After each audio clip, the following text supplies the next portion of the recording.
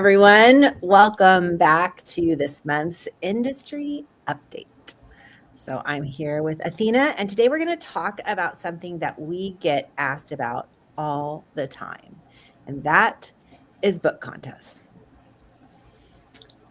And there's definitely a lot of, I think, misinformation out there when it comes to contests. And, whether it's authors calling us or emailing us wondering, is this a scam? Um, there's just so much confusion out there because there are some that are scams, and it's important for us to do our due diligence. So we want to help you do that. And contests can give your book great visibility, but some of them just want to take your money. Yep. So that's why we're going to walk through a couple really important things today.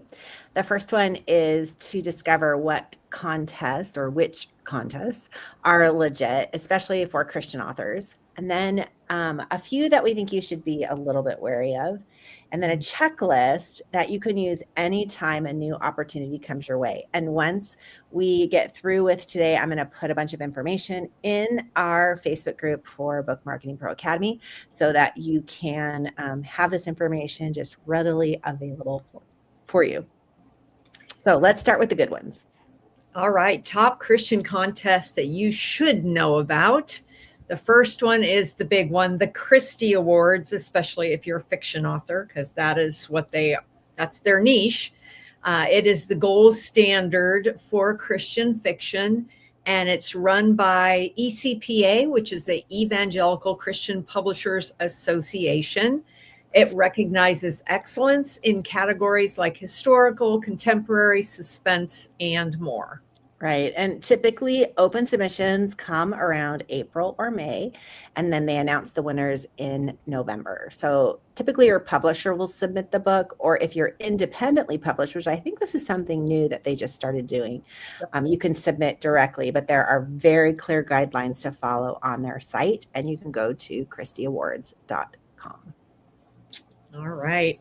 One that we support because it really is a very credible contest is the CELA Awards, hosted by the Blue Ridge Mountain Christian Writers Conference.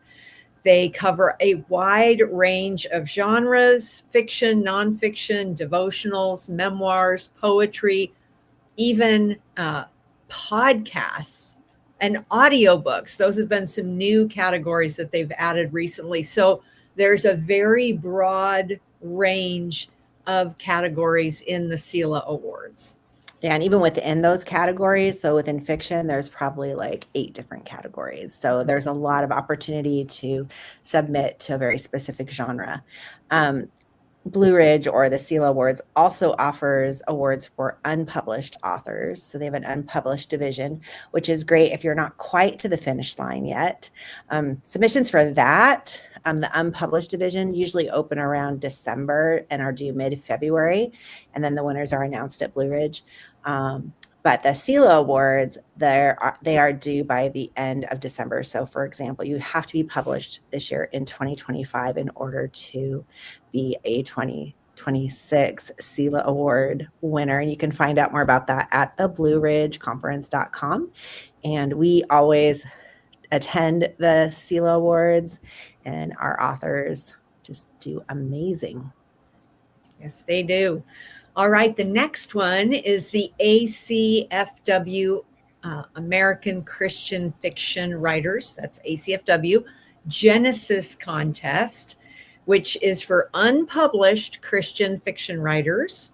And it's a great one to get feedback from real editors and agents. Yeah, and the applications for that are January through March, and the winners are announced at the ACFW conference in the fall. So they judge on things like character development, voice, and faith content within your book. And that one is at acfw.com. All right. And the next one is for published works, especially self-published works. There is a CEA Editor's Choice Award. And CEA stands for Christian Editors Association. And it honors well-edited Christian content, whether traditionally or independently published. Yeah, and what's cool with this is that the editor enters with the author, so it's a celebration of both the craft and collaboration. The entries usually open in the spring, and awards are given at the PennCon in early May. But I think they're accepting awards submissions right now. Nice. All right, then there's finally the Christian Book Awards, also run by ECPA. They're more for traditional publishers, but worth knowing about. They cover Bibles, devotional books, children's books, and more. Bibles, huh? That's interesting. Like, who's going to say the Bible doesn't win? Anyways. Well, there are some out there that have been translated by one person instead of a committee. So I'm sure there are some that this is true. So, but this award is highly respected. Their submissions are due in October, and the winners are announced in the spring, and that's christianbookawards.com. All right, so we're going to start talking about contests to be cautious about. We're going to shift gears and talk about contests that sound legit, but raise some red flags. Yeah, so the first one is the IPPY, IPPY Awards, Independent Publisher Book Awards. And now some authors have had positive experience here, but we want you to know that there are a lot of fees, that winners are upsold. You have to buy your own plaque or your sticker or your publicity kit, and there is very little long-term exposure. So perhaps not worth the investment. All right. Also, there's the same goes for the Illumination Awards. While they are Christian themed and look nice on paper, they're part of the Jenkins Group, which has been criticized for charging winners for marketing packages, having dozens of winners per category, and focusing more on merchandise than meaningful recognition. Yeah, so just be really careful, because there are, for those of us who have books out there, we know we get calls pretty much every day that somebody wants us to join something or do something. And so our last episode talked more about industry events and people that want to market your book or turn it into a movie. So you can always check out that episode. And so this is obviously we're focusing on awards. And I know that we didn't talk about all of them. And so we want to talk a little bit right now about why predatory contests are problematic. And so here's a few things that make these contests, and this is a word Athena uses all the time, scammy, or at least low value. Okay, so here's what you need to watch out for. So this is kind of your checklist. First, they accept every entry if you pay. So there's no actual judging process, and it's unclear who's evaluating. Second thing, the upsell is really hard. So win a contest, great. Now spend $500 on your trophy, $200 on your sticker, and $900 on their awards gala. So it's all about the money. Number three, they inflate their prestige. They may use phrases like "as seen on NBC," but never provide proof, or they say international to sound official. So watch the verbiage. Number four, no industry impact. So real contests lead to exposure, connections, and credibility. Vanity contests just give you a logo. Yeah, I just had a conversation about that very thing with Steve Lobby when we were at Right to Publish in June. And he just really was bemoaning how many of the kind of predatory contests sell authors on, submitting, saying they're probably going to get an agent, because if they win, they're going to get an agent, and just all these setting us up for unreal expectations, because getting a legitimate award, not a predatory one, not a, phony one, scammy one, but even a legitimate one, we would never tell our authors that by getting that award, they're going to be able to get an agent. No, it's an opportunity for you to market and say, look what this organization said about this title. It just gives you kind of bragging rights, but you're really not bragging. You're saying this is what their judges found about the book that I published.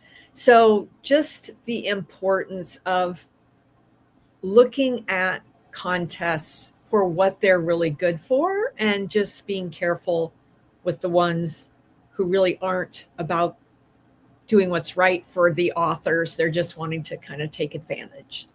Yeah. All right. So the checklist for is this contest legit? Here's what we have to help you evaluate any contest. Number one, is the organization well known in publishing?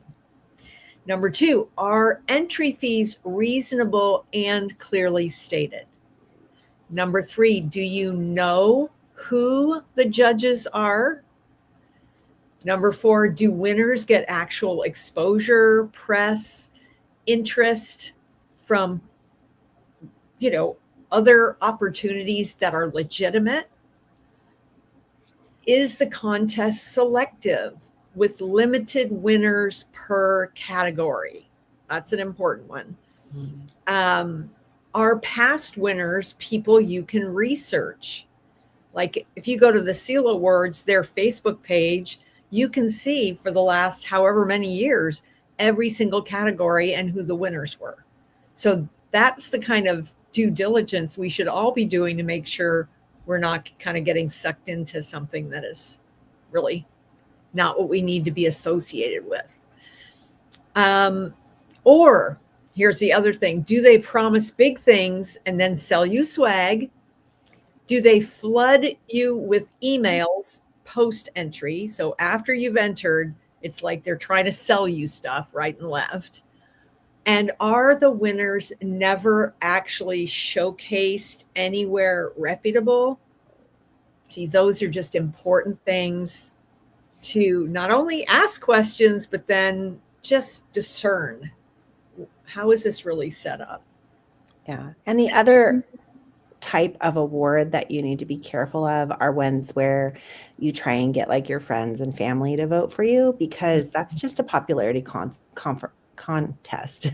It's not an actual, like, even though they may like your book, but still, is your book standing in the way that it's written, the storyline, the editing, above the rest, or do you just have more friends than someone else? It's kind of like in high school when you're running for student body president, the best president may not win, but because they have the most friends, they might. So anyways. And that also, when you think about a lot of those popularity contests, your friends and family can like vote every day, once a day for X amount of time. Like that's just not even really, I mean, that's just a phony award. Right. Yeah. So, all right. So there's nothing wrong really with entering contests, but you want to enter ones that actually build your credibility, not the ones that drain your wallet. And if someone reaches out about an award you've never heard of, hit pause, Google the name. Check forums like Writers Beware or Absolute Right. Ask us. We're happy to take a look, and we know what to look for. There's so many red flags that it's just kind of laughable because they're just renovating the same old thing every time and just coming at it from a different view or with a different name so do your homework. Do your homework for sure. It's easy to find if it's a scam because the internet will tell you. Yep. And remember, some of the best exposure doesn't come from winning a trophy. It comes from really being faithful to your message, showing up consistently and engaging with your reader.